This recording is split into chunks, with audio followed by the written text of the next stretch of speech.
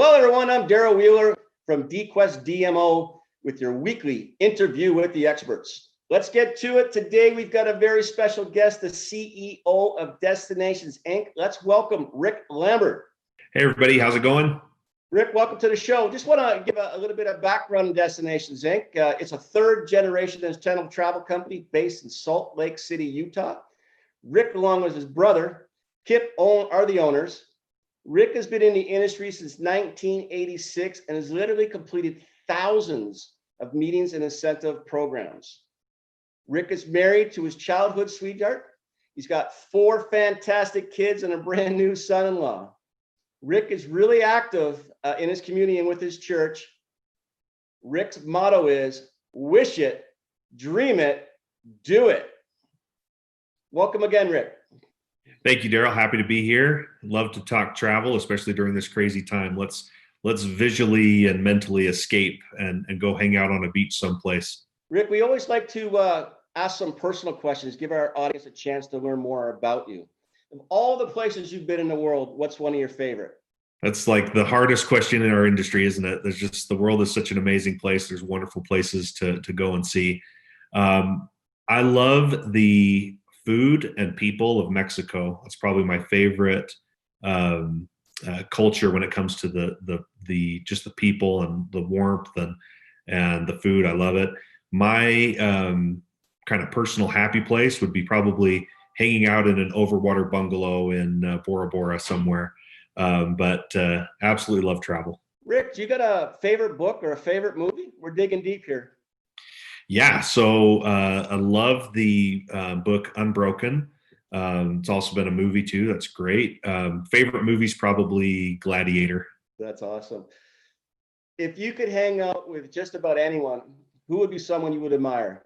Ooh, that's a great question. You know, there's a lot of great people that I would love to hang out with and have a conversation with. You know, I would say I'd love to probably go and hang out and ask some very deep questions to some of our current politicians in the U.S. See if I could dig deep and find out kind of what's ticking behind the scenes there.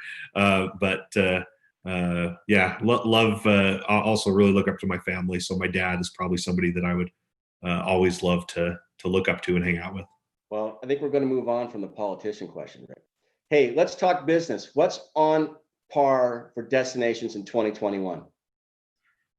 You know, obviously right now we're in unprecedented times. Things are crazy. You know, very interesting that I think we all kind of felt like maybe with 2020 we were turning a page and leaving some of this madness in the rearview mirror a little bit. And then, you know, with some of the new developments this week with the CDC requiring testing before Americans can return to the U.S., that's obviously been a hot topic this week and been, you know, an impact on a lot of our international travel programs to, you know, Mexico and Costa Rica and all these wonderful places.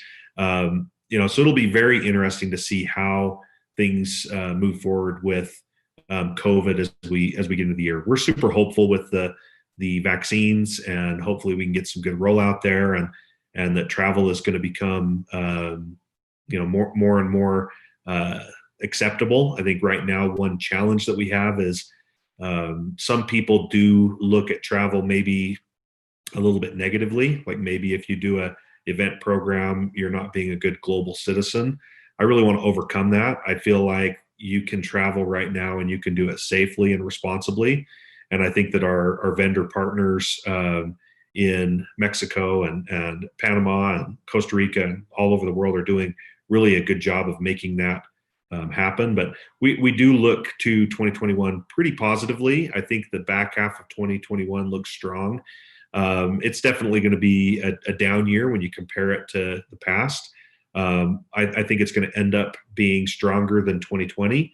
And hopefully by 22 and 23, we have some good growth. Well, Rick, I was going to ask you a little bit about Latin America. It sounds like you've got a lot of plans for Latin America in your plans. Let me ask you a different question. What are some of the key elements for a successful Destination Inc. program? You know, creating these moments where people have an experience where they maybe can't put it into words other than to say, wow, their jaws drop, and they have those moments that are just really impactful on the event. And I think those can happen in many different ways. We do, the majority of our programs are incentive travel programs.